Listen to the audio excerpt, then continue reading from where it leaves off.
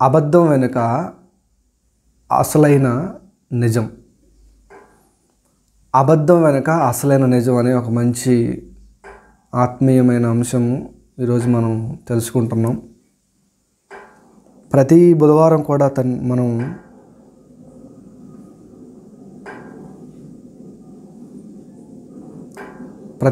కూడా మనం ఎన్నో గొప్ప గొప్ప సంగతులు తెలుసుకుంటున్నాం. నిజంగా వచనాన్ని, బైబిల్లో వచనాన్ని కేవలం వచన రూపంలో కాకుండా దేవుడు ఎలాగైతే మనకి దాన్ని తెలియపరిచాడో, ఆయన ఉద్దేశం ఏంటో గ్రహించుకుంటూ మనం ముందుకు వెళ్తున్నాం.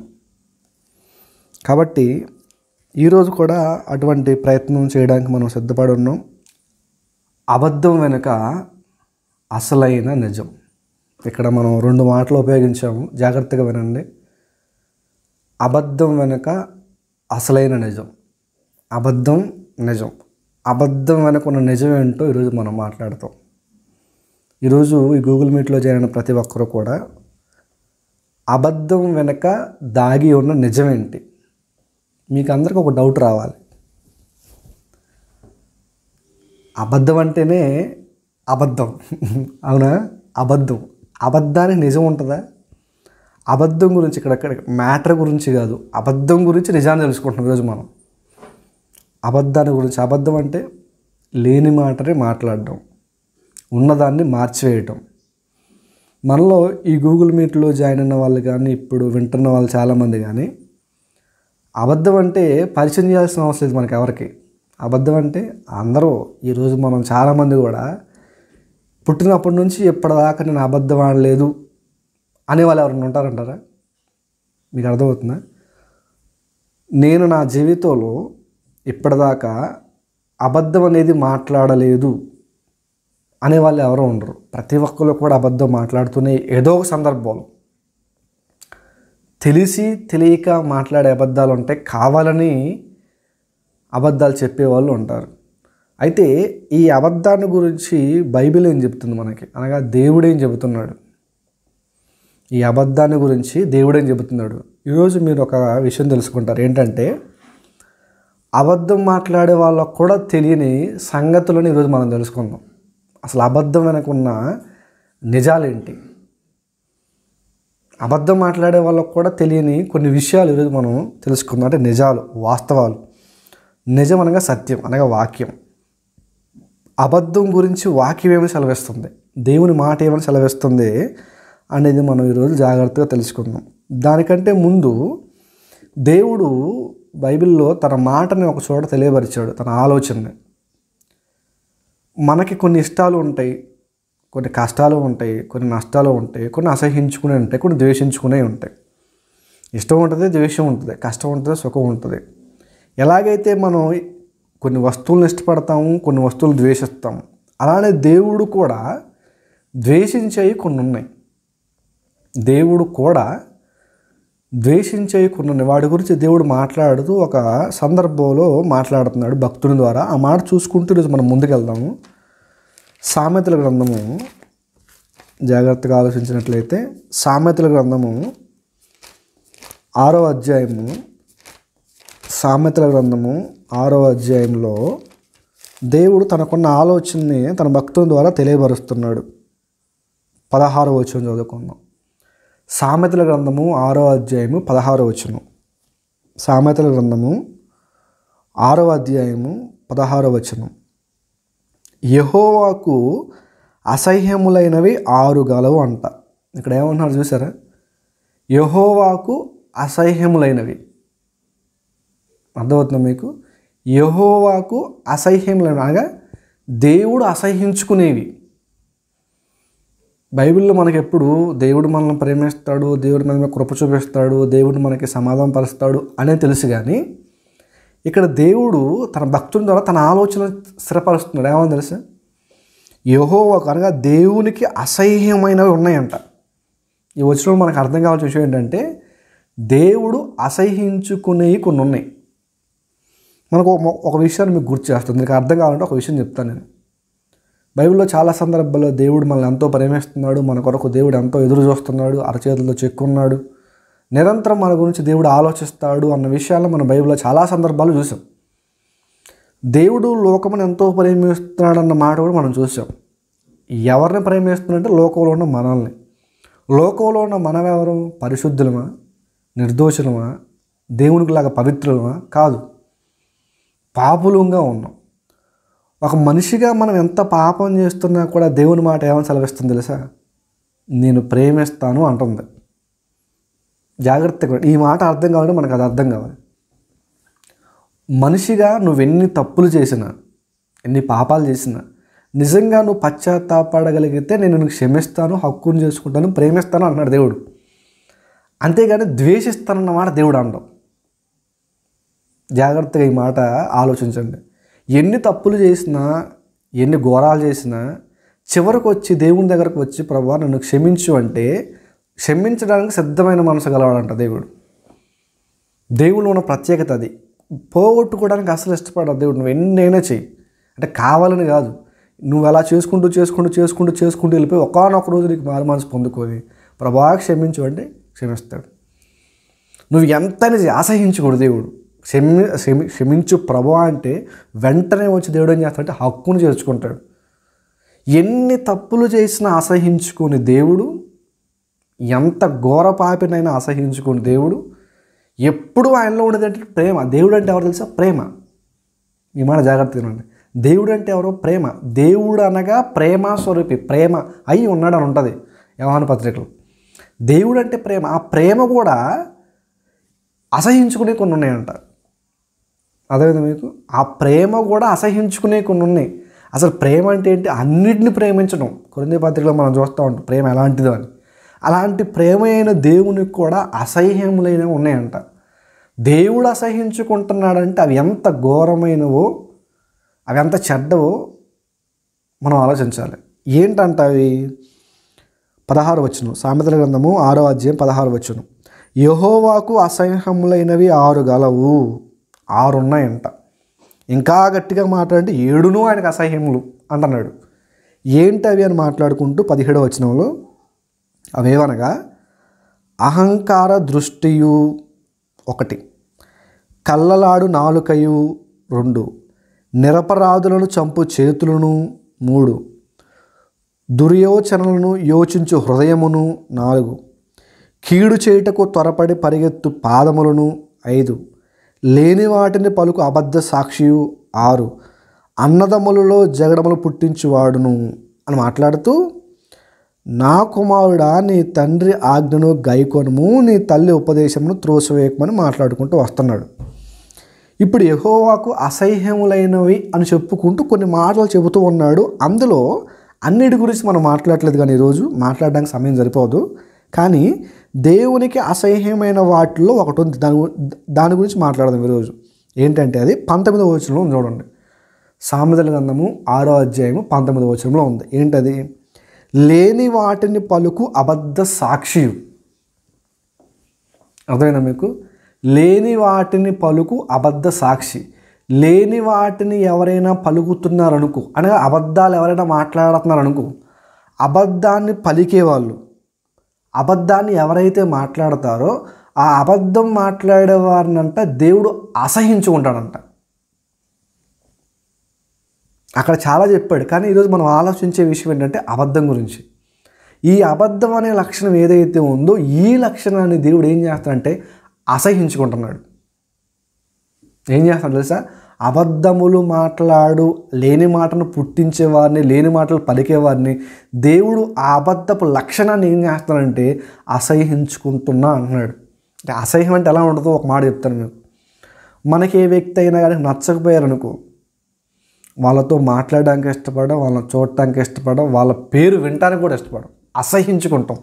అసహించుకుంటే ఎలా ఉంటుందంటే కనీసం వాళ్ళ ఊసు కూడా మన మదిలో రావడానికి ఇష్టపడం మనం. కొన్ని కూరలు ఉంటాయి ఇంట్లో, కూరలు అంటే కొన్ని కూరలు తినడానికి ఇష్టపడం, అసహించుకుంటాం. ఆ కూరను చూస్తే బాగా ఆకలేసి బయట నుంచి లోపలికి వచ్చారు అనుకోండి, ఇంట్లో ఇష్టం లేని కూర వండితే ఇక లోపల నుంచి కోపం తన్నుకుంటూ వస్తుంది. అసహ్యం చూస్తే తట్టుకోలేం ఇష్టం లేని దాన్ని. అసహ్యం అంటే చేదరించుకుంటాం, దగ్గరికి రానియం, పట్టించుకోం.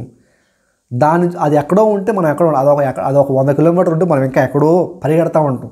అది మన దగ్గర రానియం, తోసేస్తూ ఉంటాం. అసహ్యం అంటే కొంతమందికి అసహ్యం వేసే వస్తువులను చూసినా, కొన్ని వస్తువులను చూసినా, కొన్ని మనుషులను చూసినా, కొన్ని పదార్థాలను చూసినా అసహ్యించుకుంటూ ఉంటారు.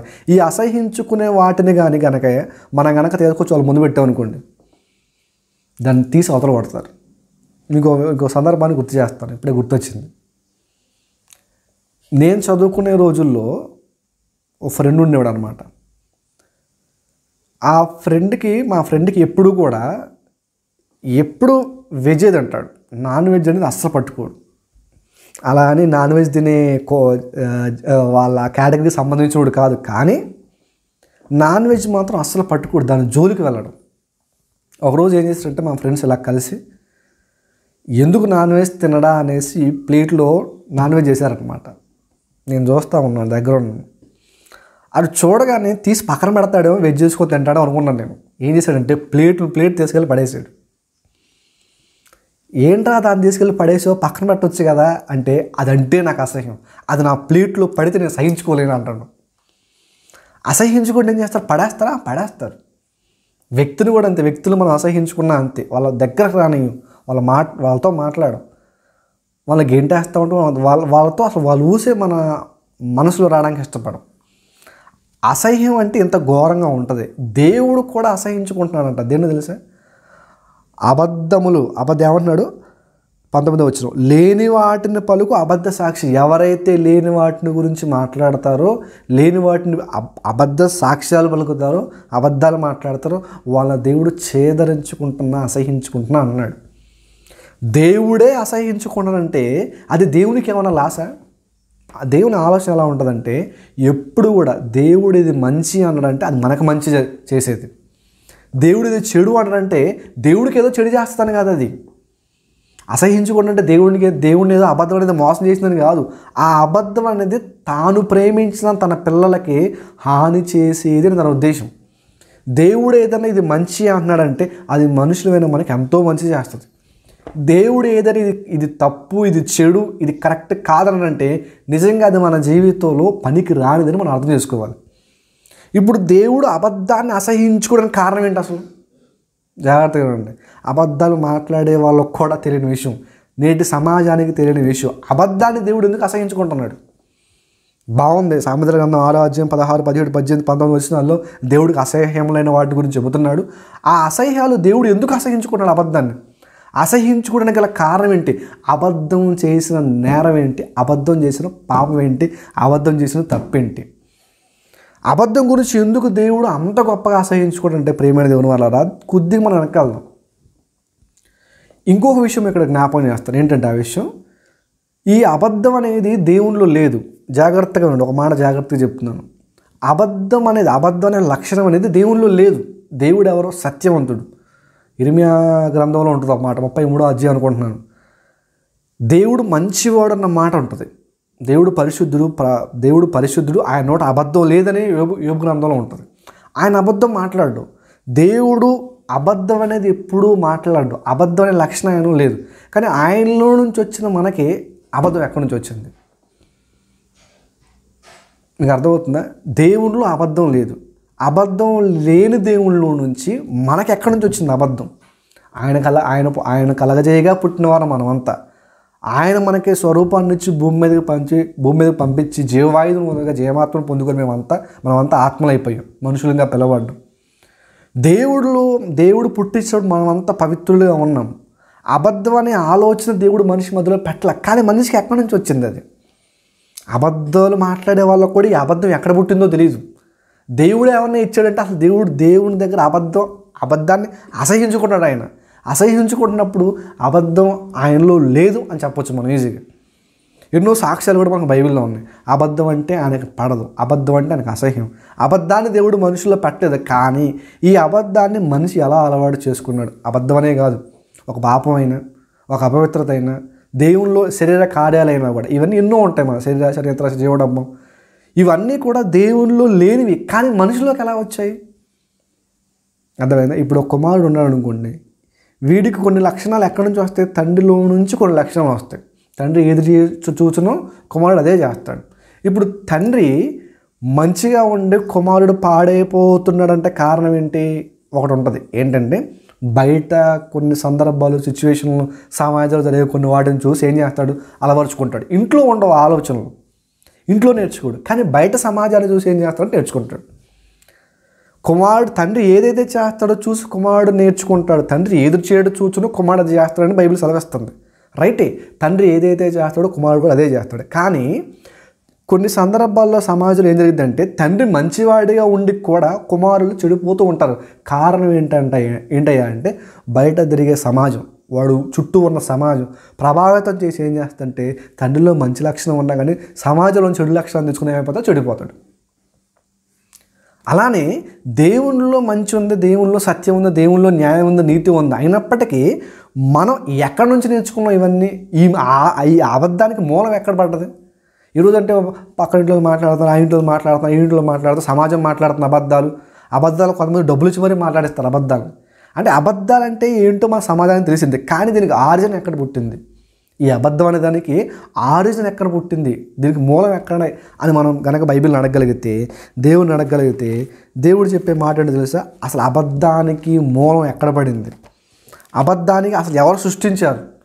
దేవుడు అసహించుకుంటున్నప్పుడు అబద్ధాలు సృష్టించే క్యాపబిలిటీ ఎవరికి ఉందని మనం జాగ్రత్తగా ఆలోచన చేయగలిగితే, యోహాను సువార్త జాగ్రత్తగా ఆలోచన చేద్దాం. యోహాను సువార్తలో 8వ అధ్యాయం చదువుదాం. యోహాను సువార్త 8వ అధ్యాయము 44వ వచనం చూద్దాం. ప్రియమైన దేవుని వల్ల జాగ్రత్తగా విందాం. యోహాను సువార్త 8వ అధ్యాయము 44వ వచనం అందరూ తీశారనుకుంటున్నాను. యోహాను సువార్త 8వ అధ్యాయము 44వ వచనం. రైట్. మీరు మీ తండ్రి యగు అపవాది సంబంధులు. తండ్రి ఎవరు? మనందరికి తండ్రి ఎవరు? తండ్రి ఒక్కడే దేవుడు. మనందరికి తండ్రి ఎవరు? దేవుడు. ఇక్కడ ఉన్న వాళ్ళకి తండ్రి ఎవరు? దేవుడు. నువ్వు దేవుడిని ఒప్పుకోకపోయినా నీ తండ్రి దేవుడే, శరీర రూపంగా కాదు. నీవు ఒప్పుకోకపోయినా నిన్ను కలగజేసినవాడు, నిన్ను పుట్టించినవాడు, నీకు ఊపిరిని కలగజేసినవాడు, నీ ఉనికిని ఈ ప్రపంచంలో చాటినవాడు ఎవరయ్యా అంటే దేవుడు. మనందరికి తండ్రి దేవుడు. కానీ ఇక్కడ ఏమన్నాడు తెలుసా? మీరు మీ తండ్రి యొక్క అపవాది సంబంధులు. ఎందుకు అపవాది సంబంధులు అంటున్నాడు తెలుసా? తండ్రిని ఎందుకు అన్నాడు తెలుసా? మీ తండ్రి దురాశ నెరవేర్చగోరుచున్నారు అంటున్నాడు. దేవునిలో ఉన్న లక్షణాలు అనేవి లేకుండా మనుషులు అనేవాళ్ళు ఏం చేస్తారంటే అపవాదిలో నుంచి కొన్ని లక్షణాలు తీసుకుంటున్నారు. తండ్రిగా నేను అన్ని రకాలుగా నీతి న్యాయం మాట్లాడుతుంటే, సత్యం మాట్లాడుతుంటే, మీరు అబద్ధాలు కానీ, మీరు నేరాలు కానీ ఇవన్నీ మాట్లాడుతున్నారు. దురాశలు మీలో ఉంటున్నాయి, నాలో లేని ఆశలు మీలో పుడుతున్నాయంటే వాటన్నిటికీ జనకుడు ఎవరో తెలుసా? అపవాది. ఎవరైతే వాడు పనులు చేస్తున్నారో, ఎవరైతే వాడు నియమించిన పనులు లక్షణాల్లో మునిగి తేలుతున్నారో వాళ్ళందరూ కూడా వాడికి పుట్టిన పిల్లలే అంటున్నాడు దేవుడు. మీరు మీ తండ్రి యొక్క అపవాది సంబంధులు, మీ తండ్రి దురాశలు నెరవేర్చగోరుచున్నారు. ఆది నుండి వాడు నరహంతకుడు అండి, సత్యమందు నిలిచిన వాడు కాదు. ఆది నుండి అంట సత్యమందు నిలిచిన వాడు కాదంట. అంటే సత్యములో ఉండినవాడు ఎవడంటే అపవాది. వాని యందు సత్యమే లేదంట, సత్యం లేదు. అదేవిధంగా వాడు అబద్ధమాడినప్పుడు తన స్వభావమును అనుసరించే మాట్లాడును. వాడు అబద్ధికుడును, అబద్ధమునకు జనకుడై ఉన్నాడు అంటున్నాడు. అబద్ధానికి జనకుడు. దేవునిలోనే అబద్ధం భూలోకంలో పుట్టడానికి కారణం ఏంటో తెలుసా? దానికి జనకుడు ఒకడు ఉన్నాడు. ఎవరో? అపవాది. అదేందా మీకు? అబద్ధాన్ని పుట్టించిన వాడు ఎవడో, అబద్ధం మాట్లాడుతున్నాడు కూడా తెలీదు, అలా మాయ చేసింది ఎవడాడు? అపవాది. అపవాది అనేవాడు ఎవడంటే అబద్ధానికి జనకుడు. అబద్ధం ఎక్కడి నుంచి పుట్టింది? నా తండ్రిలో లేని అబద్ధం వీళ్ళలోకి ఎలా వచ్చింది, నాలోకి ఎలా వచ్చింది, భూలోకానికి ఎలా వచ్చింది, సమాజంలో ఎలా వచ్చిందంటే ఒకటే కారణం. ఎవరంటే జనకుడు. ఎవరో? అపవాది. అపవాదిలో ఉన్న ఆలోచనే అబద్ధం, అపవాదిలో ఉన్న ఆలోచనే దురాశ, అపవాదిలో ఉన్న ఆలోచనే నరహత్య. అపవాది అనేవాడు కొన్ని ఆలోచనలు తీసుకొచ్చి మనిషి మెదడులో పెట్టాడు. దేవునిలో అంత పాజిటివ్ వైబ్స్ ఉంటే, పాజిటివ్ ఎనర్జీ ఉంటే, వీడు నెగిటివ్ ఎనర్జీని ఏం చేస్తాడంటే విశ్వాసులమైన మన మెదడులో పెట్టాడు. అందులో ఒకటే అబద్ధం. ఈరోజు అబద్ధం మాట్లాడుతున్న ప్రతి వాళ్ళకి తెలియని విషయం ఏంటంటే ఇది దేవుని లక్షణం కాదు, ఇది అపవాది లక్షణం. అబద్ధం అనేది ఎవరి లక్షణం అంట? అపవాది లక్షణం. అందుకే అంటున్నాడు అది నాకు అసహ్యం. ఎందుకో తెలుసా? అది మనిషిని పాడు చేస్తుంది. అబద్ధానికి జనకడై ఉన్నాడు. వాడు ఆల్రెడీ పాడైపోయి ఎవరైనా కానీ వాడి లక్షణాలు కనుక పుణికిపుచ్చుకున్నారనుకో వాడు పాడైపోవటం సత్యం. నిజంగా వీడు జనకుడా, అబద్ధానికి జనకుడు అని చెప్పిన దేవుడు వాడు అబద్ధం ఎక్కడ ఆడాడో ఎక్కడ మొదలుపెట్టాడో కూడా చెబుతున్నాడు. చూడండి ఒకసారి ఆదికాండం 3వ అధ్యాయము మొట్టమొదటిసారి బైబిల్లో అబద్ధం ఎక్కడి నుంచి మొదలైంది అన్నదానికి చెబుతున్నాను. చూడండి అసలు అబద్ధం ఎక్కడ పునాది వేసింది, భూలోకంలో మొట్టమొదటిసారి అబద్ధం ఎక్కడ మొదలైంది అని మనం జాగ్రత్తగా ఆలోచన చేయగలిగితే ఆదికాండము 3వ అధ్యాయము మొదటి నుంచి చదువుదాం. ఆదికాండము 3వ అధ్యాయము మొదటి వచనం నుంచి చదువుదాం. ఏం జరుగుతుంది అక్కడ? దేవుడైన యెహోవా చేసిన సమస్త భూజంతువులలో సర్పము యుక్తి గలదై ఉండెను. అది ఆ స్త్రీతో ఇది నిజమా, ఏమన్నా తెలుసా? ఆ స్త్రీతో ఇది నిజమా అని మాట్లాడుతుంది. ఏం చేస్తుంది తెలుసా? అబద్ధాన్ని నిజంగా మలుస్తుంది. ఏం చేస్తుంది? అబద్ధాన్ని నిజంగా. అబద్ధం అనే దాన్ని ఒకదాన్ని ఉంటే అది అబద్ధంగా కాకుండా నిజంగా, నిజంతో అబద్ధాన్ని మొదలు పెడుతూ చూడండి. అబద్ధం వెనక దాగి ఉన్న నిజాలు మాట్లాడుతున్నాం మనం ఈరోజు. అపవాది ఈ అవ్వ దగ్గరకు వచ్చి ఇది నిజమా అనుకుంటే ఏం చేస్తుంది తెలుసా? అబద్ధాన్ని మాట్లాడడానికి ప్రయత్నిస్తే ఏమని మాట్లాడుతుంది తెలుసా? ఈ తోట చెట్లలో దేని ఫలమైనను మీరు తినకూడదని దేవుడు చెప్పిన, ఒకసారి దేవుడు చెప్పిన ఏమంటుంది? ఈ తోట చెట్లలో దేని ఫలములైనను మీరు తినకూడదని దేవుడు చెప్పాడా? చెబితే అంటుంది అని అడిగిను. అందుకు స్త్రీ, ఈ తోట చెట్ల ఫలములను మేము తినవచ్చును, అయితే తోట మధ్యలో ఉన్న చెట్టు ఫలముల గూర్చి దేవుడు మీరు చావకున్నట్లు వాటిని తినకూడదని వాటిని ముట్టకూడదని చెప్పాడు సర్పముతో అనను. వచ్చింది ఇది నిజమా అని మొదలుపెట్టదా నిజంతో మొదలుపెట్టింది అనుకుంటుంది అపవాది. నిజంతో మొదలుపెట్టిందని అనుకుంటుందా అవ్వ. కానీ ఏం చేస్తుంది? నిజమా అనుకుంటే ఒక అబద్ధాన్ని చిన్నగా లోపలికి పెడదామని ట్రై చేస్తుంది. మనసులోకి వేద్దామని ప్రయత్నం చేస్తుంది. ఏమని? 2వ వచనం 3వ వచనం చదువుదాం. అయితే అవ్వ చెప్తుంది, అయితే తోట మధ్య ఉన్న చెట్టు ఫలముల గూర్చి దేవుడు మీరు చావకూడదు నిమిత్తం వాటిని తినకూడదని వాటిని ముట్టకూడదని చెప్పినని సర్పము చెప్పింది. అప్పుడు సర్పం ఏమంటుంది చూడండి 4వ వచనంలో. అందుకు సర్పము, మీరు చావనే చావరు, తినుదినమున నిత్యంగా చచ్చిపోతామని దేవుడు చెప్పాడు. దేవుడు చెప్పిన తర్వాత అపవాదం వచ్చి ఏం చేస్తుంది? ఇది నిజమా అనుకుంటా ఒక అబద్ధాన్ని ఇంజెక్ట్ చేస్తుంది. అబద్ధాన్ని ఇంజెక్ట్ చేస్తుంది. ఏమని చేస్తుంది తెలుసా? మీరు చావనే చావరు అనుకుంటా ఏం చేస్తుంది? ఏదైనా మీరు వాటిని తినదినమన్నా మీరు కనులు తెరవబడని, మీరు మంచి చెడ్డలు ఎరిగిన వారే దేవతల వలె ఉందునని దేవునికి తెలియనని స్త్రీతో చెప్పగా, అబద్ధాన్ని చూడండి ఎంత గట్టిగా చెప్తుందో. మీరు చావనే చావరు అనేది అబద్ధం. ఈ అబద్ధాన్ని ఎలాగా బేస్మెంట్ వేస్తుంది తెలుసా? మీరు తిన్న వెంటనే దేవతల వలె అయిపోతారు. చూడండి అబద్ధాన్ని ఎంత గట్టిగా చెప్తుందో అపవాది కూడా లక్షణం. అబద్ధాన్ని కూడా గట్టిగా చెప్పటం. ఇప్పుడు వెంటనే మీరు చావరో అంటే ఎందుకు చావరో అన్న క్వశ్చన్ అవలో వచ్చిద్దేమో అని ముందే అంటుంది. మీరు చావకుండా ఏమైపోతారంటే మీరు దేవతల వలె మారిపోతారు అంటుంది. వెంటనే అవ్వకి ఆలోచన మొదలవుద్ది. ఈ అవ్వ ఏం చెబుతుంది ఇక్కడ? అవ్వేం మాట్లాడుతుంది? నిజంగానే ఒకవేళ తింటే దేవతలు అయిపోతామేమో. చూడండి సమాజం ఏంటంటే త్వరగా నిజాన్ని నమ్మదు, అబద్ధాన్ని మాత్రం బాగా నమ్ముతుంది. నిజం చెప్పాను కూడా చాలా ఆసేపు ఆలోచిస్తుంది. అదే అబద్ధం చెప్పండి, అబద్ధం చెప్పిన వెంటనే నమ్మడానికి సిద్ధపడుతుంది. ఎందుకంటే అబద్ధం అంత తీయగా ఉంటుంది. నిజం ఎలా ఉంటుంది? నిజం పచ్చిగా ఉంటుంది, నిజం చేదుగా ఉంటుంది, నిజం నిప్పులా ఉంటుంది అట్ట. కానీ అబద్ధం అనేది చల్లగా ఉంటుంది, కూల్గా ఉంటుంది, సమ్మగా ఉంటుంది. అబద్ధాలు వెంటనే నమ్మడానికి ఇష్టపడతాం మనం. కానీ నిజాలు మాట్లాడుతున్నాం అనుకోండి అంత త్వరగా ఎక్కువ నిజాలు వచ్చి ఏం చేస్తుంది? అబద్ధం మాట్లాడే వాళ్ళంతా అబద్ధాన్ని చాలా గార్నిష్ చేస్తూ ఉంటారు అనమాట. ఎక్కడెక్కడ ఎలా అబద్ధం చెప్పాలి, ఎలా చెబుతూ నమ్ముతూ అలా చెబుతారు. సందేహం రాకుండా అబద్ధం చెబుతూ ఉంటారు అనమాట. ఒక సందర్భం గుర్తు వచ్చింది, ఒక విషయం చెప్తాను నేను. వ్యాపారం చేసేవాళ్ళు చాలామంది ఉంటారు, అందరూ కాదు కొంతమంది. ఈ వ్యాపారం చేసేటప్పుడు ఎలా ఉంటారంటే నిజాలు మాట్లాడేది తక్కువ, అబద్ధాలు మాట్లాడేది ఎక్కువ అబద్ధాలు మాట్లాడి ఏం చేస్తారంటే ఉన్న వస్తువులు కాస్త అమ్మేద్దామని చూస్తూ ఉంటారు. ఇలానే ఒకరోజు ఒక రెయిన్ కోట్ కొందామని వెళ్ళాను షాప్కి. రెయిన్ కోట్ కొందాం దాన్ని చూసిన తర్వాత నాకు ఎందుకు డౌట్ వచ్చింది, ఇది వాటర్ని ఆపదా అని అడిగాను అనమాట. అప్పుడు అమ్మే అతను చెప్తున్నాడు చాలా కాన్ఫిడెంట్గా, ఏమని చెప్తున్నాడు తెలుసా? ఖచ్చితంగా అమ్మిద్ది, ఒక బకెట్ నీళ్ళు ఇప్పుడు పోయింది అక్కడ ఒక్క చుక్క కూడా కింద దిగదు అన్నాడు అనమాట. అంత స్టాండర్డ్గా నాతో చెప్పేసరికి నిజమేనేమో ఇంత గట్టిగా చెప్తున్నానంటే నాకున్న సందేహం కాస్త అతని కాన్ఫిడెన్స్ మాటల్లో అంత కాన్ఫిడెంట్గా మాట్లాడేసరికి నిజమేనేమో ఇది ఆపిద్దేమో బాగానే ఉంటుందేమో అనేసి ఆలోచన కూడా కొనేసారు. కొన్న తర్వాత ఒక అరగంట వర్షంలో ప్రయాణం చేశారనమాట. అరగంట వర్షంలో ప్రయాణం చేసిన తర్వాత లోపల మొత్తం నడిచిపోయింది. అంటే ఇక్కడ ఆలోచన ఎలా ఉంటుందంటే ఆ అబద్ధం మాట్లాడుతున్న వ్యక్తి చెప్పింది అబద్ధం అతను కూడా తెలుసు, కానీ ఏదో రకంగా వస్తువు అమ్మేసేయాలి. అంటే ఏదో రకంగా అబద్ధం చెప్పాడు ఎలా ఉంటాడంటే ఏదో ఒక రకంగా కన్విన్స్ చేసి కాంప్రమైజ్ చేసి మొత్తానికి ఏం చేస్తాడంటే అబద్ధాన్ని నిజంగా ప్రకటిస్తూ ఉంటాడు, అబద్ధాన్ని గట్టిగా చెప్తూ ఉంటాడు. అంటే అబద్ధం మాట్లాడే వాళ్ళతో మేము మాట్లాడేది అబద్ధం అనరు, కానీ ఆ అబద్ధాన్ని నిజం అనుకునేలా మాట్లాడతారు. ఇక్కడ అపవాది వచ్చి కూడా ఏం చేసిందంటే అవ్వతో అంటుంది, ఇగో ఇది నిజమా అని ఇద్దరు భార్యాభర్తల మధ్య వచ్చి చూచిపెట్టింది. అప్పటిదాకా దేవునితో బాగా మాట్లాడుతూ ఉన్నారు వీళ్ళిద్దరూ, దేవునితో మంచిగా ప్రతి చల్లపొట్టిన అవ్వ కానీ ఆదాం కానీ ఇద్దరు మాట్లాడుతున్న సందర్భంలో వెళ్ళి ఒక అబద్ధాన్ని మాట్లాడింది. అబద్ధాన్ని మాట్లాడడం వల్ల ఏం జరిగింది తెలుసా? ఈ అబద్ధం నమ్మిన అవ్వ ఏం చేసిందంటే వెళ్ళి ఆదాముతో చెప్పింది. అవ్వ ఇద్దరు కలిసి అబద్ధాన్ని నమ్మేపోయారు, మోసపోయారు. అంటే అబద్ధం ఏం చేస్తుంటే ఇద్దరు భార్యాభర్తల మధ్య పెట్టిన అబద్ధం ఏం చేస్తుంటే వాళ్ళని విడగొట్టడానికి కూడా అది వెనకాడుతూ ఉండదు.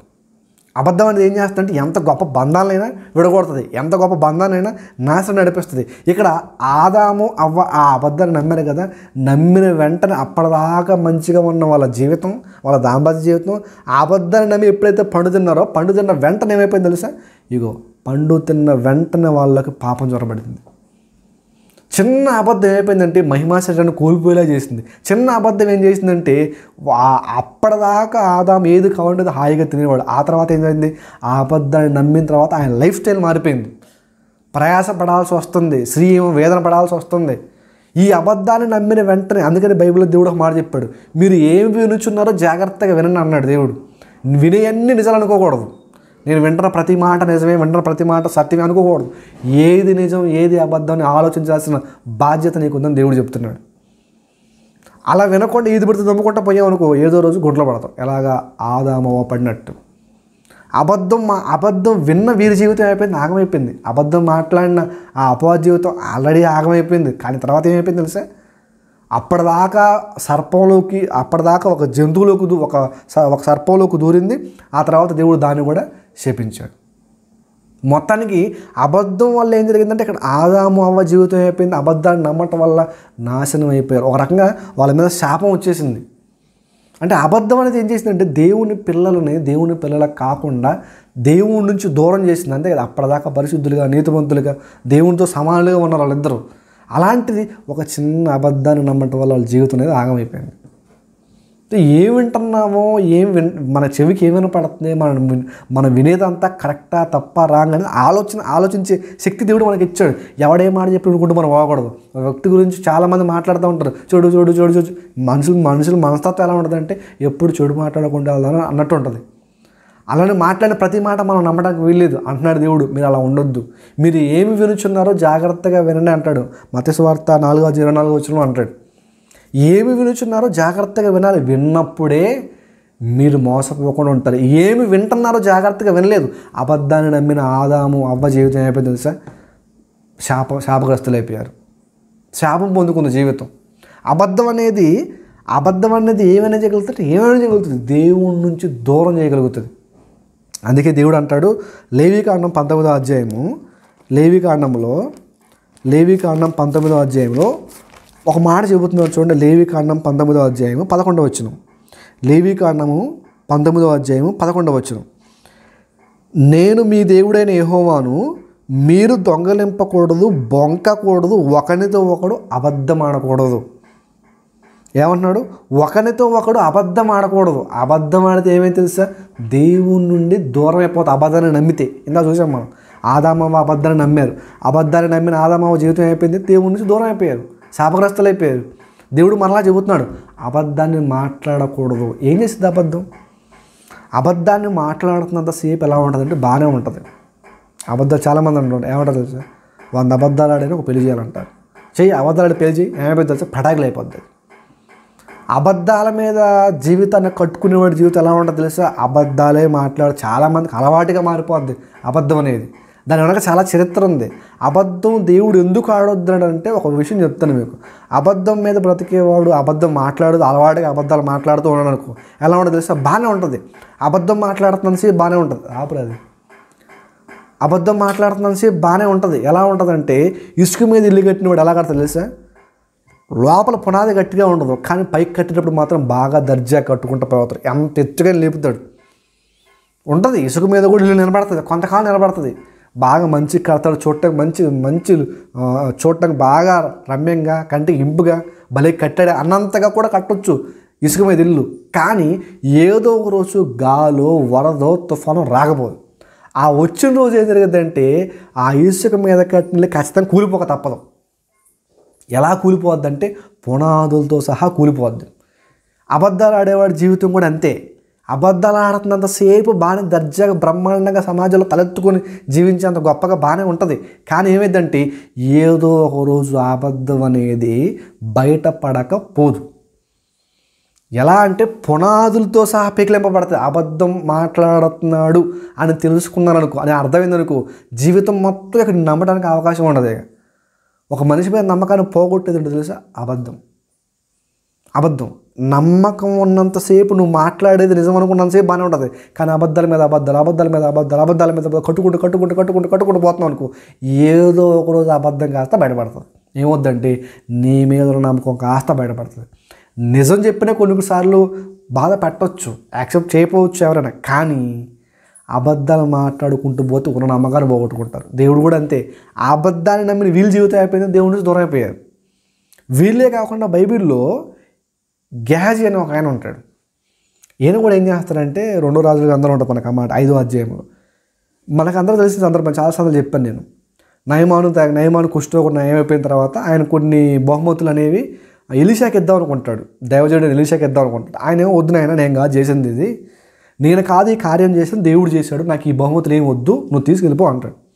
తీసుకెళ్ళిపో అన్న తర్వాత ఎలీషా వదిలిపెడతాడు. పక్కనున్న సేవకుడు అయిన గెహాజీ వాడిపై కన్నేస్తాడు.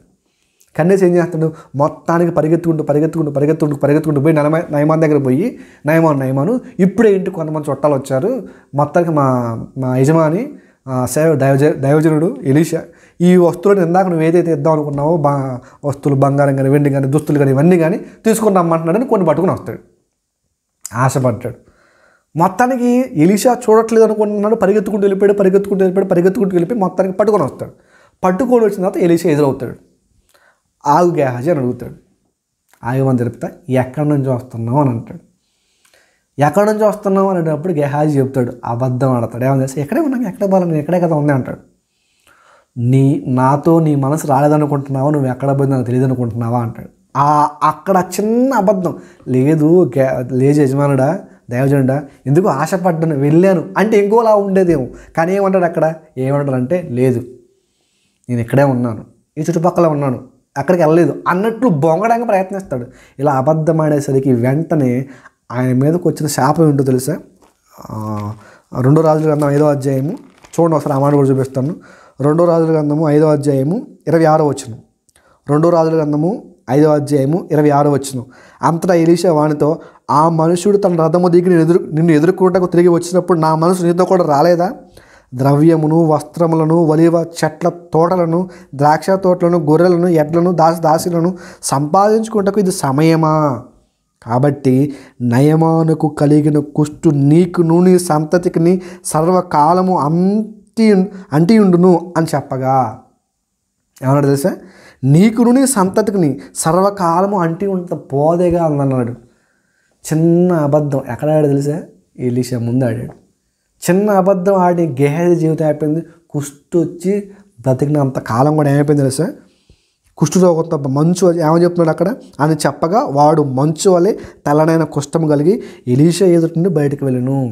అబద్ధం ఆడిన ఎలీషా జీవితం అయిపోయింది తెలుసా? కుష్టుతో బాధపడుతూ ఉండిపోయాడు. చిన్న అబద్ధం. వెళ్ళాను అని ఒప్పుకుంటే ఒకలా ఉండేది, కానీ ఒప్పుకోలేదు, అబద్ధం ఆడాడు. అబద్ధాన్ని నమ్మిన ఆదాము అవ్వ జీవితాలు మోసపోయాయి. అబద్ధాన్ని చెప్పిన గెహాజీ జీవితం అయిపోయింది, కుష్టుతో అంత బాధపడిపోయింది. తర్వాత బైబిల్ ఇంకొక వ్యక్తి ఉంటాడు. ఎవరంటే ఇది మరీ ఘోరంగా ఉంటుంది. అపోస్తుల కార్యముల్లో అపోస్తుల కార్యములు 5వ అధ్యాయము. గెహాజీ చెప్పింది ఒక మనిషికి అబద్ధం, కానీ అపోస్తుల కార్యములు నాకు ఒక జంట కనిపిస్తుంది. 5వ అధ్యాయము, అపోస్తుల కార్యములు 5వ అధ్యాయం మొదటి వచనం నుంచి. అపోస్తుల కార్యములు 5వ అధ్యాయము మొదటి వచనం నుంచి ఒక విషయం చూద్దాం చూడండి. అననీయ అను ఒక మనుషుడు తన భార్య అయిన సప్పీరాతో ఏకమే పొలమమ్మెను. ఇది ఎప్పుడు జరుగుతుందంటే తల్లి సంఘం అన్న యెరూషలేము సంఘంలో కరువు రాగా అక్కడ ఉన్న వారందరూ కూడా తమకున్న చరస్థరాశులను అమ్మి కూడా అపోస్తుల పాదం వద్ద పెడుతున్న సందర్భం అది. అలా పెడుతూ ఉన్న సందర్భంలో అందరూ కూడా ఏం చేస్తారంటే వాళ్ళ పొలాలు వాళ్ళ ఆస్తులు అమ్మి కూడా ఏం చేస్తారంటే తీసుకెళ్ళి అపోస్తుల పాదాల వద్ద పెడుతున్నారు. ఎవరికైతే లేవు, ఎవరికైతే కరువుగా ఉందో వాళ్ళకి పంచమని చెప్పి. ఆ సందర్భంలో జరుగుతున్న సందర్భం 5వ అధ్యాయం అపోస్తుల కార్యం మొదటి వచనం. ఇలా జరుగుతూ ఉండగా ఇద్దరు ఉన్నారు భార్యాభర్తలు. ఎవరు వాళ్ళ పేర్లు ఏంటంటే అననీయ, సప్పీరా. అననీయ అను ఒక మనుషుడు తన భార్య అయిన సప్పీరాతో ఏకమై పొలం అమ్మాను. ఆయన కూడా కొంత పొలం ఉంది. ఆ పొలాన్ని అమ్మాడు. పొలాన్ని అమ్మిన తర్వాత భార్య ఎరుకని, అంటే ఇద్దరు భార్యకు తెలిసి వాడు దాని వెలలో కొంత దాచుకొని కొంత తెచ్చి అపోస్తుల పాదముల వద్ద పెట్టాడు. అంటే కొంత పొలాన్ని అమ్మాడు. కొంత పొలాన్ని అమ్మంటే దేవునికి ఇద్దాం, ఇది అంతా వచ్చిన తర్వాత ఎంత అయితే వచ్చిందో పొలం అమ్మిన తర్వాత, ఆ అమ్మిన తర్వాత దాన్ని తీసుకొచ్చి అపోస్తుల పాదాల వద్ద పెడదాం అనేది కాన్సెప్ట్. అయితే వీళ్ళిద్దరు కొమ్మక్క ఏం చేస్తారు? అననీయ, సప్పీరా, లేదు పొలం అమ్మాం కదా, పొలం అమ్మిన తర్వాత కొంత తీసి పక్కన పెడదాము, కొంత దేవునికి ఇద్దాం. అమ్మింది దేనికోసం? దేవునికి ఇద్దామని. దేవునికి ఇద్దామని అమ్మితే ఇద్దరు ఏకమై ఏం చేశారు? కొంత భాగాన్ని దాచుకున్నారు. బాగుంది. దాచుకున్న తర్వాత ఏం జరుగుతుందో చూద్దాం. అప్పుడు పేతురు తీసుకొచ్చి కొంత అపోస్తుల పాదాల ఎదుట పెట్టాడు. కొంత తీసుకొచ్చి కొంత దాచుకున్నాడు, కొంత అపోస్తుల పాదాల ఎదుట పెట్టాడు. అప్పుడు పేతురు అడుగుతున్నాడు, ఏమో తెలుసా? అననీయ, నీ భూమి మేరలో కొంత దాచుకొని పరిశుద్ధాత్మను మోసపుచ్చుటకు సాతాను ఎందుకు నీ హృదయమును ప్రేరేపించను? ఎందుకు నువ్వు సాతానికి అవకాశం ఇచ్చావు? అది నీ వద్దున్నప్పుడు నీదే కదా. అమ్మిన పిమ్మట అది నీ వశమే ఉండలేదు. ఎందుకు ఈ సంగతి హృదయంలో ఉద్దేశించుకొనిచున్నావు? నీవు మనుషులతో కాదు దేవునితోనే అబద్ధమాడితే అని చెప్పాడు. ఎవరి విషయంలో అయినా అబద్ధం ఆడవచ్చు అని చెప్పట్లా, అబద్ధం ఆడొద్దని చెప్పాడు దేవుడు అవతల. తర్వాత అంతకంటే ఎక్కువ ముందు స్టెప్ వేసి అననీయ, సప్పీరా ఏం చేశారు తెలుసా? దేవునితోనే అబద్ధం ఆడారు. అమ్మేసి ఇదే మొత్తం వెల ఆయన అననీయ మొత్తం తీసుకొచ్చి మొత్తం తీసుకొచ్చా పేతురు, భూమి మీద మొత్తం తీసుకొచ్చి ఇదేనా వెల? ఇదే. నువ్వు అబద్ధం ఆడుతున్నావు, సాతానికి నీ మనసు ఇచ్చావు. అబద్ధం ఆడే ప్రతి ఒక్కరు తెలుసుకోవాల్సిన విషయం, జనకుడైన అపవాది నీ మనసులో కూర్చున్నాడు. అబద్ధాలాడే ప్రతి వాడికి తండ్రి ఎవడు తెలుసా? అపవాది. అబద్ధం ఆడుతున్నావు అంటే ఇది ఎవరి ఆలోచన? దేవుని ఆలోచన కాదు, అపవాది ఆలోచన. అంటే అబద్ధాలాడే ప్రతి ఒక్కళ్ళు కూడా అపవాదికి వాళ్ళ హృదయాన్ని ఇచ్చారు. అదే కదా అక్కడ అంటారు. పేతురు అంటున్నాడు, చూసారు ఏమంటున్నాడు చూసారా? 3వ వచనంలో, నీ భూమి వెలలో కొంత దాచుకొని పరిశుద్ధాత్మను మోసపరచుటకు సాతాను ఎందుకు నీ హృదయంలో ప్రేరేపించును? నీ యొద్దనున్నప్పుడు అది నీదే కదా. సాతానికి ప్రేరేపించావు కదా, సాతానికి అవకాశం ఇచ్చావు కదా, అది ప్రేరేపించడానికి నేను అవకాశం ఇచ్చావు కదా, నీ హృదయాన్ని ఇచ్చేసావు కదా. అదే మీకు అంటే అబద్ధాలు ఆడే ప్రతి వాళ్ళు కూడా తమ తమ హృదయాలను ఎవరికి ఇచ్చారు తెలుసా? అపవాది అనే వాడికి ఇచ్చారు. అబద్ధం ఆడే ప్రతి ఒక్కళ్ళు తెలుసుకోవాల్సిన విషయం, నీ మనసులో ఉంది అపవాది, నీ మీద కూర్చుంది అపవాది. వాడి ఆలోచనలు నీ ఏళ్తున్నాయి, దేవుని ఆలోచనలను పక్కదోవ పట్టాయి. అబద్ధం ఆడుతున్న ప్రతి వాడిని అపవాది లొంగ తీసుకుని అబద్ధాలు ఆడు. అదే రీతిగా అననీయ, సప్పీరాతో కూడా అబద్ధం ఆడిచ్చింది. అబద్ధం ఆడిచ్చిన తర్వాత ఏముందలే అంతే కదా. అబద్ధం చూడండి ఎంత సింపుల్, ఇంతే. అబద్ధం ఏదో పెద్ద లెంతీ ప్రాసెస్ కాదు, పెద్ద వర్కింగ్ ప్రాసెస్ కాదు. అది జస్ట్ చిన్న పని ఏముంది, ఇంతే. జస్ట్ నోటి మాట అంతే. అబద్ధం ఎంతసేపు మాట్లాడదు చెప్పండి? లేదు, ఉందా? కాదు. అవును, కాదు. ఈ రెండింటిలోనే అబద్ధం ఉంటుంది. ఒక అవునైన పనిని కాదన్నా, అవునైన మాటని కాదు అన్న అబద్ధమే. కానీ ఈ అబద్ధం ఏం చేసింది తెలుసా? అననీయ, సప్పీరా జీవితాల్లో ఇంతకే అమ్మావా? ఇంతకే నిజం చెప్పు, ఇంతకే అమ్మావా? ఇంతకే పేతురు ఇంతకే అన్న మాటకి ఏమైపోయింది తెలుసా? 5వ వచనం, దేవునితోనే అబద్ధం ఆడాడు కదా. దేవునితో అబద్ధం ఆడిన అననీయ విషయంలో జరుగుతున్న విషయం, అననీయ ఈ మాటలు వినుచుని, 5వ వచనం, అననీయ ఈ మాటలు వినుచుని పడి ప్రాణము విడుగా వినిన వారందరికీ మిగుల భయము కలిగెను. ఏమైపోయింది తెలుసా? దేవునితో అబద్ధం ఆడిన అననీయ అక్కడే మరణించాడు. ఆ తర్వాత జరుగుతున్న సందర్భం చూడండి. 7వ వచనంలో ఇంచుమించు 3 గంటల సేపటికి, అంటే 3 గంటలు అయిపోయింది. అంటే మరి మా భర్త ఏమో పేతురు అపోస్తలుల పాదాల దగ్గర ఆస్తిని అమ్మాడ పెడదామని వెళ్ళిపోయాడు, 3 గంటలు అవుతుంది ఇంకా రావట్లేదు, ఏదైనా యజమాని అనుకుంటా వెనక సప్పెరా ఎదుర్కొంటూ అమ్మగారు ఎత్తుక్కుంటూ అమ్మగారు వెళ్తుంది. ఆ వెళ్తూ ఉన్న సందర్భంలో ఇంచుమించు 3 గంటల తర్వాత ఆమెకు అవమానం మొత్తానికి ఏదో జరిగి ఇంకా రావట్లేదు అని అనుకుందేమో బహుశా. ఆ 3 గంటల తర్వాత 3 గంటల సేపటికి 7వ వచనం, ఇంచుమించు 3 గంటల సేపటికి వాని భార్య జరిగినది ఎరుగక లోపలికి వచ్చును. అప్పుడు పేతురు, అంటే అక్కడ జరిగిన సందర్భం ఏది తెలీదు. ఇక్కడ నా భర్త అన్నయ్య అబద్ధమాడి దొరికిపోయాడు, చనిపోయాడు అనే విషయం ఆమెకు తెలియదు. తెలియకుండా వచ్చి ఏం జరుగుతుంది, వచ్చింది రాగానే అప్పుడు పేతురు అడుగుతున్నాడు. 8వ వచనం, అప్పుడు పేతురు, మీరు ఈ భూమిని ఇంతకే అమ్మితరా, నాతో చెప్పని అడిగారు. ఎంతకైనా ఇప్పుడు భర్త వచ్చాడు, నా చేతులు కొంత పెట్టాడు, ఎంతకే అమ్మారా, ఎంతకే అమ్మాడు అంటున్నాడు, ఎంతకే అమ్మారా అని అడిగాను. ఎందుకు అడుగుతున్నాడు తెలుసా పేతురు గారు తెలియక కాదు, ఏవేడైనా నిజం చెప్పుకుంటుందేమో ఒప్పుకుంటుందేమో అనుకుంటున్నాడు, అడుగుతున్నాడు. ఆమెను అడిగాను. అందుకు ఆమె అవును ఎంతకే అని చెప్పాను, ఇంకా బలంగా చెప్పింది. ఆల్రెడీ అబద్ధమాడి అననే ఏమైపోయాడు, చనిపోయాడు. అబద్ధమాడిన అననే చనిపోయాడు. భార్యను కూడా అది అడుగుతున్నాడు పేతురు, అమ్మ ఇంతకే అమ్మారా, ఇంతకే అమ్మావు, భలే మాట్లాడుతున్నావే అని అన్నది. అనేసరికి ఏం జరిగింది తెలుసా, అందుకు ఆమె ఇంతకే అమ్మేమని చెప్పిన. ఆ 9వ వచనం, అందుకు పేతురు, ప్రభువు యొక్క ఆత్మ శోధించుటకు మీరెందుకు ఏకీభవించరు. దేవుని పని చేయడానికి ఏకీభవించాలే కానీ, మంచి పని చేయడానికి కలిసేలే కానీ అబద్ధాలు ఆడటానికి కూడా కలిసి అబద్ధాలు ఆడారమ్మ మీరు అని అనుకుంటూ ఏం చేశాడు తెలుసా, ఇదిగో నీ పెనిమిటి పాతి పెట్టిన వారి పాదములు వాకిటనే ఉన్నవి, వారు నిన్ను మోసుకొని పోదని ఆమెతో చెప్పాను. వెంటనే ఆమె అతని పాదముల యొద్ద పడి ప్రాణము విడిచెను. ఆ అబద్ధం అనేది చాలా సింపుల్గా ఉంటుంది, చిన్నగా ఉంటుంది, నోట్లో మాటే అనుకుంటాం. కానీ దేవుడు అంటాడు అది అసహ్యం. ఎందుకు తెలుసా, అబద్ధం ఆడిన ఆదాము అవ్వ జీవితం శాపగ్రస్తులైపోయారు. అబద్ధమాడిన గెహాజీ కుష్టుతో ఆగమైపోయాడు. అబద్ధమాడిన అననీయ సఫీరా దేవునితో అబద్ధమాడారు. దేవునితో అబద్ధమాడిన అననీయ సఫీరా ఏమైపోయారు తెలుసా, అక్కడికక్కడ చనిపోయారు. ఈరోజు మీకు జాగ్రత్తగా విషయం చెప్తాను. ఇంకొక సందర్భం గుర్తొచ్చింది. బైబిల్లో కయ్యూను కూడా భలే బ్రహ్మాండంగా అబద్ధం ఆడుతుంది. ఒకసారి చూడండి ఆ సందర్భం కూడా. ఆదికాండము, ఇది చాలా విచిత్రంగా ఉంటుంది. ఆదికాండం 4వ అధ్యాయము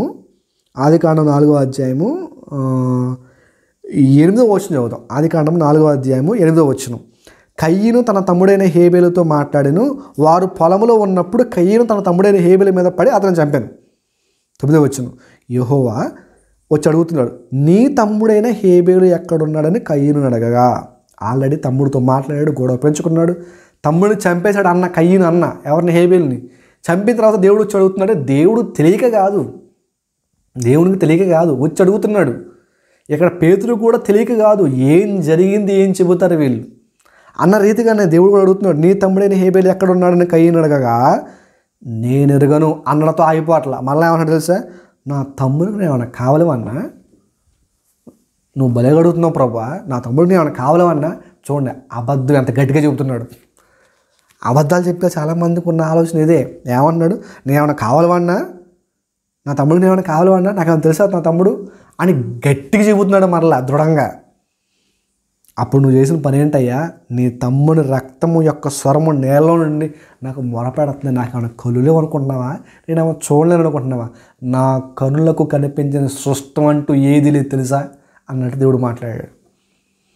అబద్ధాలాడే ప్రతి ఒక్కరిలో కూడా కయ్యూను లాంటి స్వభావం కలిగిన వాళ్ళు కూడా ఏమంటారు, అబద్ధాన్ని కూడా గట్టిగా చెప్తారు, చాలా గట్టిగా చెప్తాడు. పెళ్ళిళ్ళు చేస్తున్నప్పుడు చూడండి, అమ్మ తాగే అలవాటు, అస్సలు లేదండి, అసలు మా వాడికి అసలు తాగటం స్మెల్ అంటే పడదు. అమ్మాయి అమ్మాయిని అసలు ఎంత మంచిదంటే అసలు ఎక్క చిన్న లోపం కూడా చూడరు అని అబద్ధాలు చెప్తూ ఉంటారు.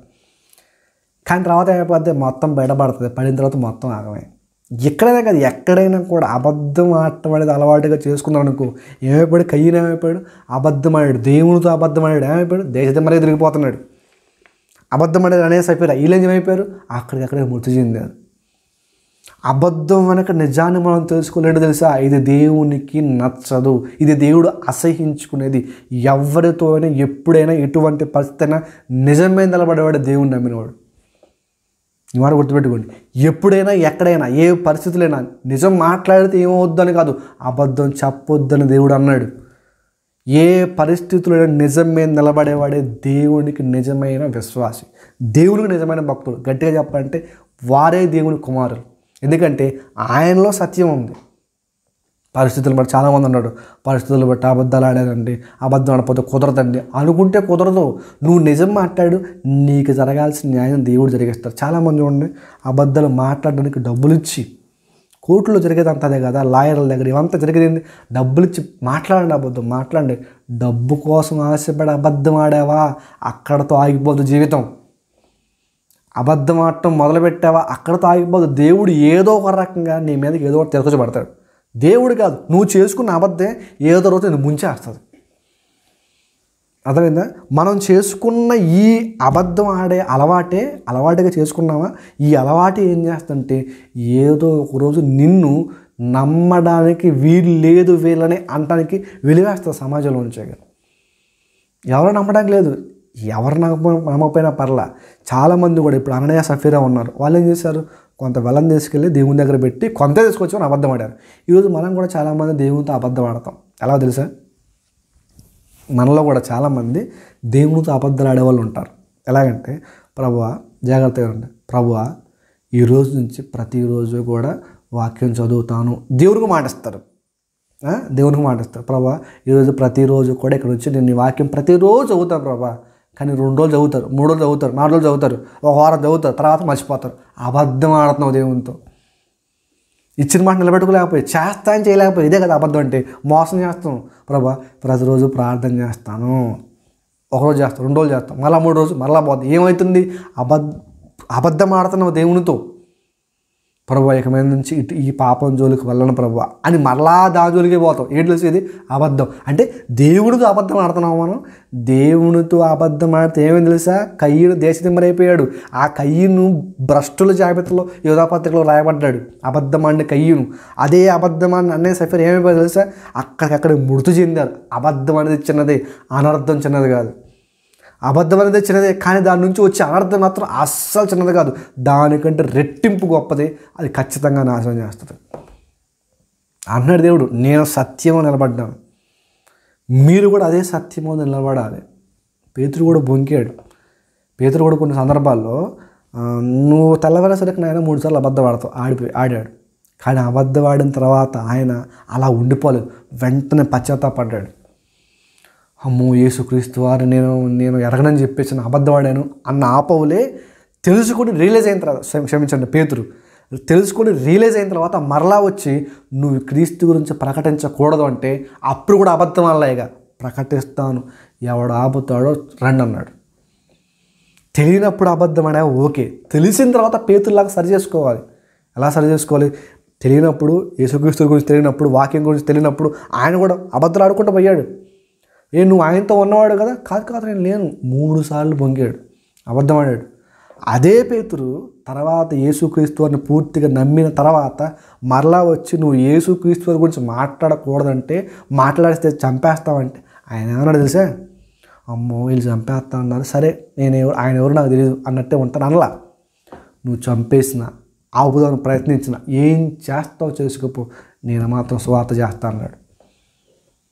తెలియనంతవరకే, తెలిసి అబద్ధం ఆడుతున్నావా, దేవుడు అంటాడు అసహ్యించుకుంటున్నా అంటాడు.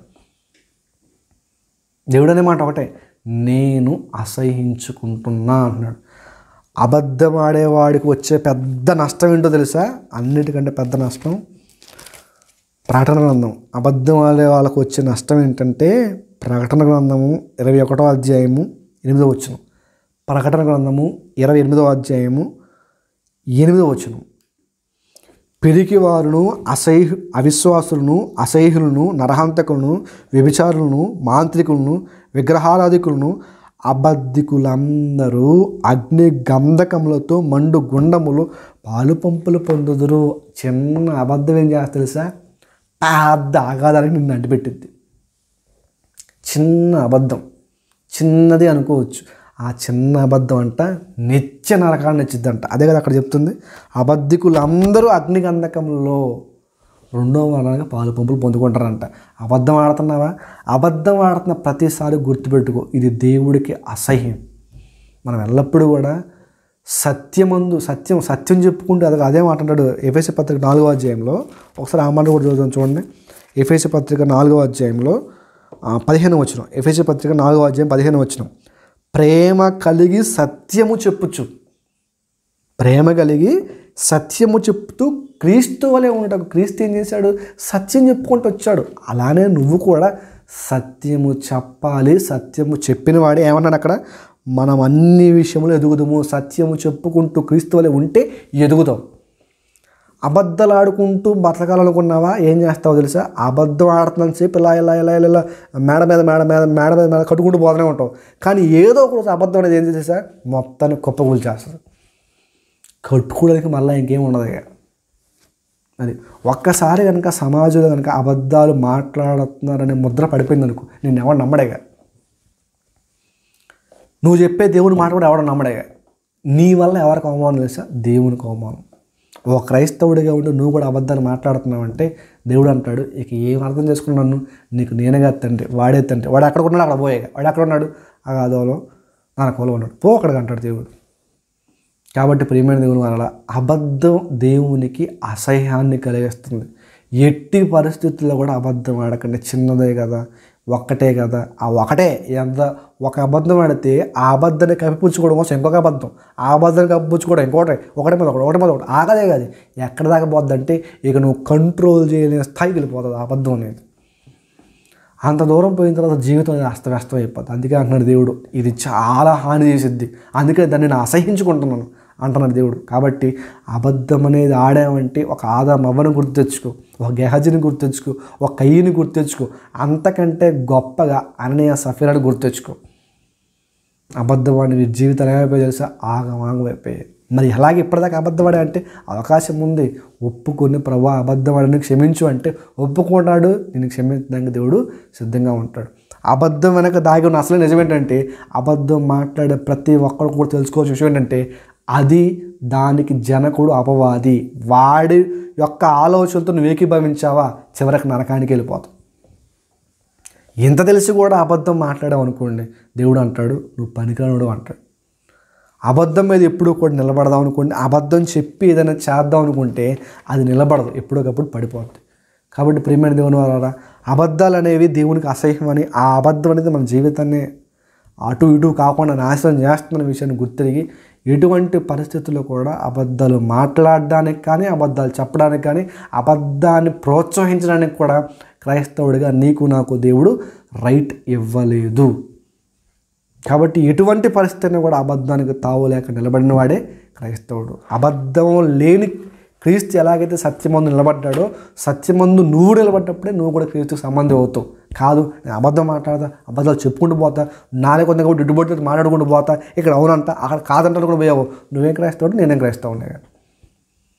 కాబట్టి ప్రియమైన దేవుని ఈ విషయాలన్నీ జ్ఞాపకం ఉంచుకొని, అబద్ధం వెనక అపవాది ఉన్నాడు, వాడు ఉన్న చోటు నన్ను లాగటానికి నాతో అబద్ధం ఆడిస్తున్నాడు అనే విషయాన్ని, ఈ వాస్తవాన్ని, ఈ నిజాన్ని జ్ఞాపకం చేసుకొని ఎల్లప్పుడూ సత్యం చెప్పడానికి, నిజం చెప్పడానికి సిద్ధపడి ఉండండి. కళ్ళు మూసుకొని ప్రార్థన చేసుకుందాం. పరిశుద్ధుడ, ప్రేమ నమ్మకం కలిగిన మా ప్రియపరలోక కన్న తండ్రి, విలువైన మాటలు తండ్రి కొన్ని నీ పిల్లలతో పంచుకున్నాను తండ్రి. అబద్ధం అనేది దానికి జనకుడు అపవాది. అపవాది యొక్క ఆలోచనలతో ఏకీభవించిన వారే అబద్ధాలు ఆడతారని, అబద్ధాలు జీవితాలను నాశనం చేస్తాయని తండ్రి తెలుసుకున్నాము. అబద్ధం ఆడువారు అందరూ కూడా అగ్నిగుండం పాలవుదురని సెలవిచ్చారు తండ్రి. కాబట్టి అటువంటి అబద్ధం చిన్నదా పెద్దదా అనుకోండి, ఏ అబద్ధం ఆడినా కూడా అనర్థం అనేది గొప్పగానే జరుగుతుంది అని తెలుసుకుని మేము నిత్యము తండ్రి అబద్ధం ఆడక ఎటువంటి పరిస్థితులైనా కూడా తండ్రి సత్యమందు క్రీస్తు వల్ల ఎదుటకు మా అన్ని రకాలుగా సహాయం దయచేయడు తండ్రి. ఎందరైతే నీ పిల్లలు వాక్యం విన్నారో వారందరినీ కూడా జ్ఞాపకం చేసుకుని తండ్రి ఆ ప్రకారంగా విన్న వాక్య ప్రకారంగా బ్రతికేందుకు అందరికీ మంచి అనుకూలతను, సమయాన్ని, సహాయాన్ని, కృపను అందరికీ అందించండి తండ్రి. వాక్యం విన్నవారిని వారి కుటుంబాలను అన్నింటినీ జ్ఞాపకం చేసుకుని తండ్రి ఎల్లప్పుడూ కూడా మీ మాటలు వింటుండగా ఆ మాటల్లో ఎల్లప్పుడూ ఎదిగేందుకు, ఆత్మీయత స్థిరపడేందుకు సహాయం దయచేయండి. వారికి ఉన్న ఇబ్బందులు కానీ, ఆర్థిక సమస్యలు కానీ తండ్రి, ఆత్మీయ ఇబ్బందులు కానీ ఏదైనా ఉన్నట్టయితే మీ చిత్తానుసారంగా అన్నింటిని తొలగించండి. మరి చాలామంది ప్రార్థించి మరి అడిగారు తండ్రి, వారి ప్రార్థనలన్నీ ఆలకించండి. ప్రతి ఒక్కరూ ఏదైతే అవసరంతో ఉన్నారో తండ్రి అవన్నీ కూడా పరసంబంధమైన విధంగా వాటన్నింటినీ కూడా తండ్రి తొలగించి మీ చిత్తానుసారంగా అందరినీ కూడా సంతోషంగా ఉండేందుకు సహాయం దయచేయండి తండ్రి. మీ చిత్తానుసారంగా మేము మళ్ళా కూడుకొని మీ మాటలు విని ఎంతో గొప్పగా తండ్రి మీ నామని మహిమపరిచే వాళ్ళ లెక్కలు మేమందరూ ఉండేది సహాయం దయచేయండి. ఇంతవరకు సజావుగా నడిపించింది మీకు వందనాలు చెల్లించుకుంటూ మరలా వచ్చే గూగుల్ మీట్ వరకు తండ్రి మమ్మల్ని అందరినీ కూడా కాపాడి మీ చిత్తమైతే మళ్ళీ వచ్చే గూగుల్ మీట్లో కూడా కలుసుకునే అందరకు తండ్రి మమ్మల్ని అందరినీ కూడా మీరు రెక్కల కింద కాపాడి భద్రపరచమని కోరుకుంటూ ఈ ప్రార్థన మా ప్రభు రక్షకుడు యేసుక్రీస్తు నామమున పేరిట అడిగి వేడుకుంటున్నాను తండ్రి. ఆమేన్.